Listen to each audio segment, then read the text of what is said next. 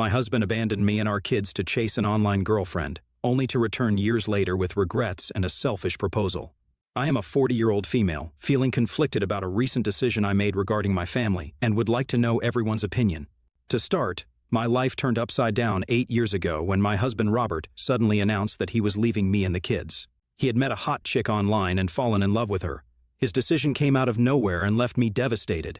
Robert had been acting distant and strange for weeks, leading up to the revelation, but I had brushed it off as work-related stress. We had been married for over a decade and had stuck by each other through thick and thin. I had known him for half my life, and we had built a family together. The possibility of infidelity had never crossed my mind. One evening, Robert finally confessed that he had met someone. Those words broke my heart. He blurted out that the woman's name was Isabella, and she was the hottest woman he had ever seen. He had been talking to her for the past 3 months, and they had formed a connection that made him realize he was unhappy in our marriage. Every word he spoke cut through me like a knife, and I felt a mixture of anger and despair swirling in my stomach. He continued to reassure me that he still loved us, but he couldn't deny his feelings for Isabella. He insisted that he needed to meet her in person to see if it was going to go somewhere. I was overwhelmed by a whirlwind of emotions, unable to make sense of what was happening, and it felt like the walls of our home were closing in on me. My voice quivered as I asked him if he was leaving us and the children for this woman. He nodded slowly, saying that, although he didn't expect me to understand, he needed to do this for himself. He had given it a lot of thought, and he was going to go to meet her and start a new life. He told me that he was ready to support us financially as much as he could. But he needed to follow his heart and meet the love of his life. The world came crashing down around me. I just couldn't believe that my husband was leaving me and our kids for someone he had never met in person. My first instinct was to scream, to plead, to do anything to make him stay, but I looked at his face and I knew that he had already made his choice and there was no turning back. Robert moved out the following week, leaving me to explain to our children that their father wouldn't be coming back. Emily, at years old, had 1,000 questions, but I had no answers. Nathan, who was only 4 years old then, couldn't fully grasp the magnitude of the situation and clung to me as if he knew that something was terribly wrong. I felt numb and shattered during this time, and my children were the only thing that kept me from drowning in my sorrow. When I first told my family about Robert, they had the same reaction as me. They just couldn't understand why on earth my husband of so many years would do something like this. My parents wanted me to pursue this legally, but at that point in my life, I didn't have a lot to go on, and I still believed my husband would come back to us. Robert's parents looked utterly helpless and broken when they found out their son had left us. They called him multiple times, pleading with him to return to us, but he told them the same story. Eventually, days turned into weeks, and weeks into months. I was left to pick up the pieces, both for my sake and for the kids. Our family and friends rallied around us, offering support and a shoulder to lean on. I focused on finding a job so I could provide a stable environment for Emily and Nathan, but the pain of my husband's betrayal lingered. During this time, Robert's parents helped me a lot by offering help financially and babysitting the children if I ever needed a break. 8 years have since passed, and Robert's presence in our lives has dwindled to nothing more than a distant memory. He used to send us money periodically, but other than that, he never contacted me or the children. I have pretty much become a single mother over the years, working tirelessly to provide for my children and give them the love and attention they deserve. Although Emily occasionally remembered her father, she eventually stopped trying to contact him and learned not to bring him up. In contrast, Nathan's recollection was far hazier, so he never even mentioned him. They both have grown up to become remarkable individuals, despite the pain of losing their father. Recently, Robert's father passed away unexpectedly, and we all attended his funeral. Later, his family lawyer informed us that he wanted to talk to me regarding his will. The lawyer explained that Robert's father had left some money for his grandchildren. While it wasn't a substantial amount, it could help cover my kids' college expenses. I sat down with my children and shared the news that they wouldn't need to fret over college expenses anymore. Their faces lit up with joy, and witnessing their happiness was truly heartwarming. It felt like a weight had been lifted knowing that we had one less concern on our plate. After a long period of uncertainty, it finally felt like everything was coming together in our lives. Last week, I received a call from an unknown number. To my surprise, it was Robert on the other end of the line. There was a rush of conflicting emotions, and I was speechless to hear his voice after 8 years. He hesitated before telling me that he wanted to meet me urgently. I was confused, so I asked him to clarify. He admitted that he wanted to discuss an offer with me and kept pleading with me that he had to see me. I couldn't understand why he was calling me now, after so many years, when he didn't bother contacting me before. His repeated pleas were difficult to ignore, so I took a moment to gather my thoughts and finally agreed to meet with him alone, albeit cautiously. The Rendezvous was set, and we decided to meet at a cafe near my office. As I hung up the call, a whirlwind of questions and uncertainties filled my mind, leaving me anxious about meeting him. After 6 years, I decided not to tell my kids anything until after I met him, to see what was the offer he kept talking about. The days leading up to our scheduled meeting were a roller coaster of emotions. I couldn't help but replay the past in my mind, recalling the pain of Robert's sudden departure, the struggles of raising our children alone, and the years of trying to come to terms with his abandonment. On the day of our meeting, I arrived early, nervously sipping my coffee as I waited for Robert. It wasn't long before he walked in, approaching me with a mix of hesitation and determination. I noticed he looked older, worn, and somehow different from the man I had married. Our initial exchange was filled with awkward silences and tentative words. We avoided the elephant in the room, focusing instead on polite greetings and catching up on the years that had passed. It was as if we were two strangers trying to navigate the remnants of a past life. Eventually, Robert gathered his courage and began to explain the reason for his sudden reappearance in our lives. He spoke about how Isabella didn't turn out to be the woman he thought she was. It turns out she was actually a single mother herself, but had never revealed the truth to him until he had left us and was standing in front of her doorstep. Their relationship faced numerous challenges, mainly stemming from her gambling addiction, which led her to squander all of his money. They argued frequently, but Robert had chosen to stand by her, hesitant to give up on someone else again. However, when his father passed away recently, he realized how short life was to remain in an unhappy situation every day. He spoke about how much he missed everyone back here, and was disappointed with the choices he had made 8 years ago. Robert continued, saying he had fought several times over the years of coming back to us, but didn't have the strength to face us. He then revealed that his father had bequeathed him their lake house, which was this huge property where we used to go for vacations back before Robert left us. He told me he wanted to sell the house, which would allow him to be set for the rest of his life. I nodded quietly, listening to him. Robert then dropped a bombshell. He proposed that he wanted to come back to us and give our children a luxurious life. He assured me that I would never have to work again in my life if I accepted him back into our lives. I stared at him in disbelief as he assured me we could live the rest of our lives without worrying about money. Basically, Robert wanted us to reconcile and give our family a second chance, using the inheritance to build a better life together. I weighed Robert's words carefully, understanding the potential benefits that the inheritance could bring to our family. However, it was impossible to forget all the years he had been absent, leaving me to fend for our children. As much as the idea of financial security appealed to me, I couldn't ignore the pain and anger that had built up over the years of his abandonment. So I firmly told him that while I appreciated the offer, I just couldn't forget the last 8 years. I told him that I had been raising the kids alone while juggling work, and while we may not have everything now, we did have a stable life. I told him that I couldn't risk putting myself and my children through the pain again. I wanted to protect them, and I wasn't sure if I could ever trust him not to leave us again. Robert kept pleading with me to reconsider, his eyes filled with desperation, but I knew that if I allowed him back into our lives, I would be taking a huge gamble on family stability. My heart ached a bit at the thought of rejecting his offer, especially considering the financial relief it could bring, but I couldn't overlook the emotional scars he had left behind. Since my meeting with Robert, my parents have been asking me to reconsider my decision to reject his offer. They kept telling me that after what he has put us through, the least he could do now was provide me and our children with a better life, free from financial worries and limitations. My parents kept arguing that people can change, and perhaps Robert has realized his mistakes and truly wants to rebuild our family. They think I am being selfish and want me to put my children's comfort above my heartbreak. I've been spending many sleepless nights wrestling with my choice. I haven't been able to bring myself to tell my children about Robert's return. I worry about how they will react to the news and how they will process the idea of their father re-entering their lives after years of absence. I've been questioning my own judgment, torn between the potential benefits of accepting Robert's offer and the memories of our painful past.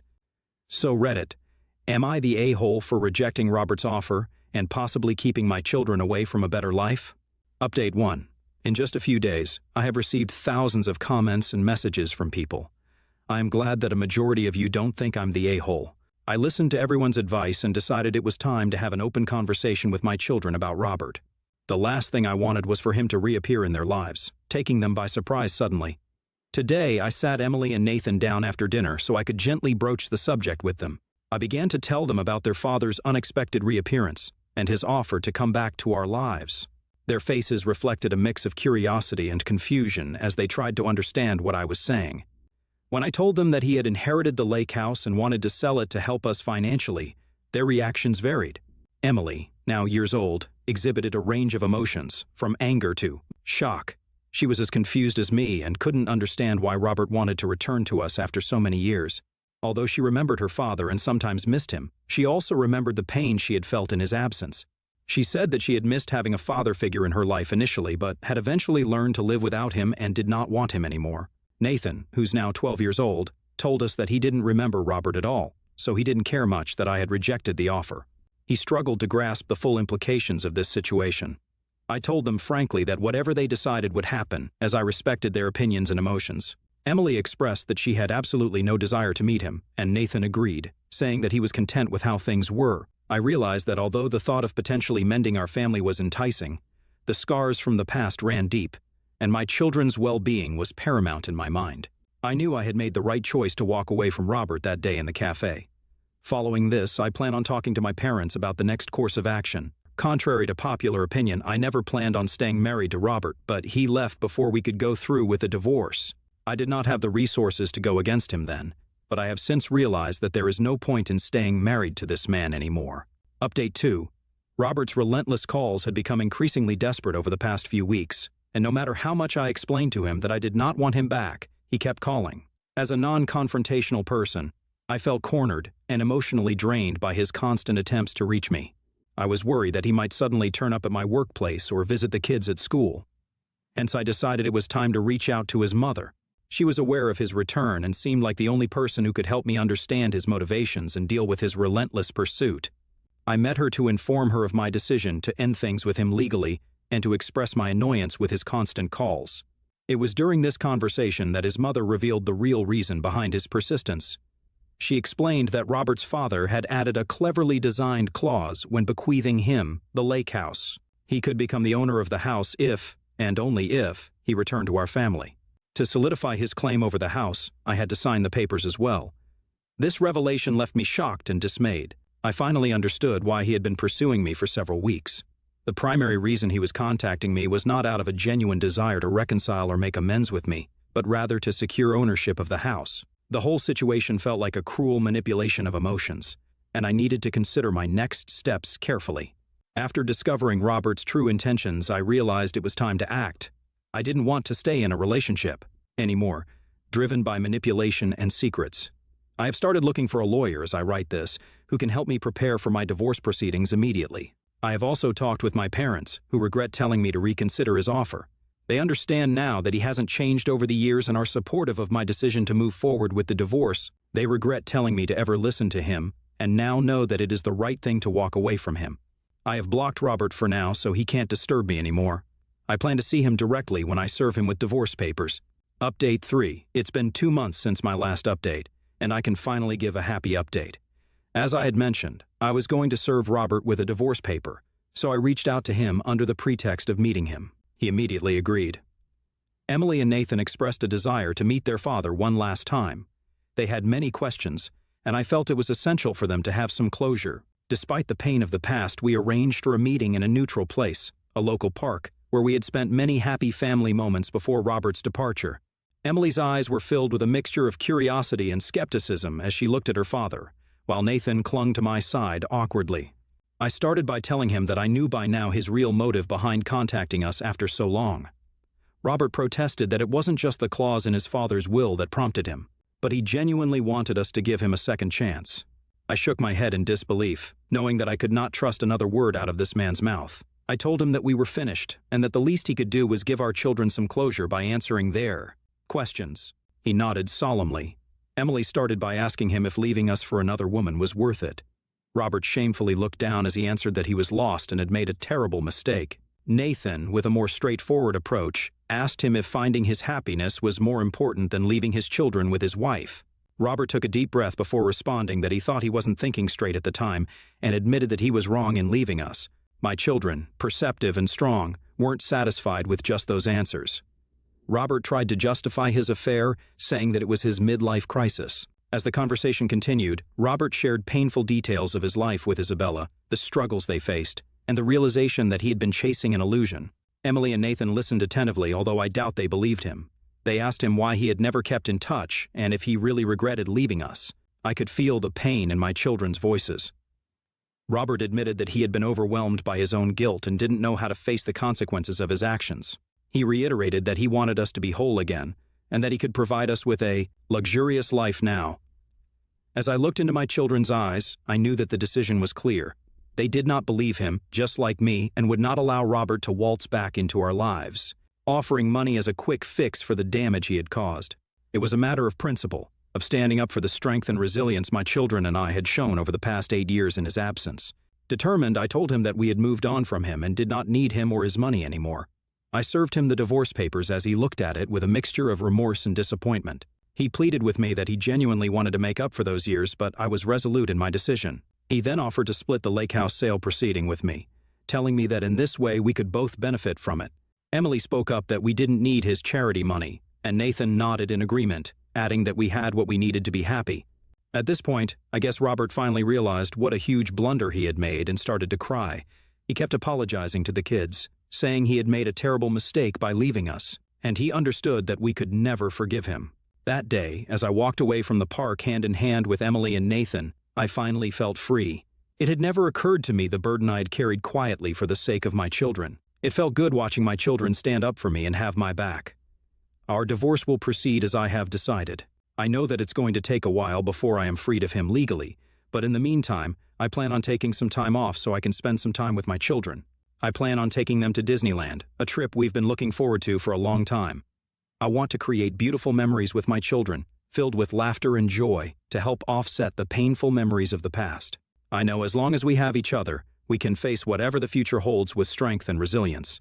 Despite the challenges and emotional turmoil we have faced, my children and I are on a path towards healing and creating a new, stable, and honest life. This chapter is far from over, but we are going to be writing our own story from now on, and I am determined to ensure it's one filled with love, trust, and growth. Update 4. Since my last update, I have some exciting news to share. I was promoted at work, and it feels like a huge accomplishment. It took me a long time to reach this position, but I am finally earning a comfortable income that allows me to provide even more for my family. The promotion not only brings financial security, but also the satisfaction of knowing that my hard work and dedication have paid off. In the end, things are going well with the divorce proceedings. I've hired an excellent lawyer who, after finding out the history between my husband and me, is confident that it will be a smooth divorce. Although it may not be a simple process, it is necessary for our closure and a fresh start. My family and friends have stood by my side throughout this time, providing support. Now that I'm earning more than enough, I plan on sending my children to therapy. I understand that my children might have abandonment issues, so that they can better process their emotions and work through any lingering issues. I have been researching therapists with expertise in dealing with such issues, and have found a compassionate and experienced therapist who specializes in helping children and families navigate complex emotions. Meanwhile, as a parent, I believe in promoting the exploration of my children's interests other than studies. My daughter Emily has a remarkable talent for art and spends hours creating beautiful paintings that adorn our home. My son Nathan has always had a natural talent for soccer, and we spend our weekends attending his games and cheering him on. I am proud to see my children thriving in their lives. Regarding Robert, we have not been in contact, and I believe it is best to keep it that way. As many of you correctly assumed, his affair partner Isabella unexpectedly contacted me one day. The message was not an apology as one might expect, being that she was the other woman, but rather anger and resentment towards me for allegedly taking Robert away from her. She blamed me for their relationship falling apart and accused me of being the reason for his departure. In her messages, Isabella lashed out, calling me names and making hurtful accusations. She questioned my motives and claimed I had manipulated Robert into returning to our family. The messages were aggressive and unsettling, and I couldn't help but feel overwhelmed by the intensity of her anger. I couldn't believe that this woman had the audacity to be angry at me when she was the reason behind my family breaking up 8 years ago. I responded to her, stating that I had no desire to be with Robert and that I was in the process of getting a divorce. I reminded her of the pain and confusion that my family had gone through when Robert left us for her and told her that she had no right to contact me. I stressed how our lives had been turned upside down all those years ago, and how my children had suffered as a result. I made it clear that I never wanted him back, and if she needed to blame someone, then she should blame herself and her gambling addiction. I blocked her after I sent her the message, and hopefully, she won't try to contact me further. I don't want her to mess up the peaceful life my children and I have built. As for Robert's mother, I do talk to her sometimes, as she has always been kind to me. She has expressed her regrets about how things have turned out and wants me to do whatever it takes to be happy. Interestingly, his mother also revealed that, due to my decision not to reconcile with Robert, the lake house would not be going to him, as his father had intended. This revelation was unexpected, although it also felt deserving. This man's selfish decisions had not only shattered our family, but also another, so it was only fitting that he should suffer. It was time to move forward and leave the past behind. I know it is going to be a challenging journey, but the healing process is well underway. My children are growing and thriving, and our future looks brighter with each passing day.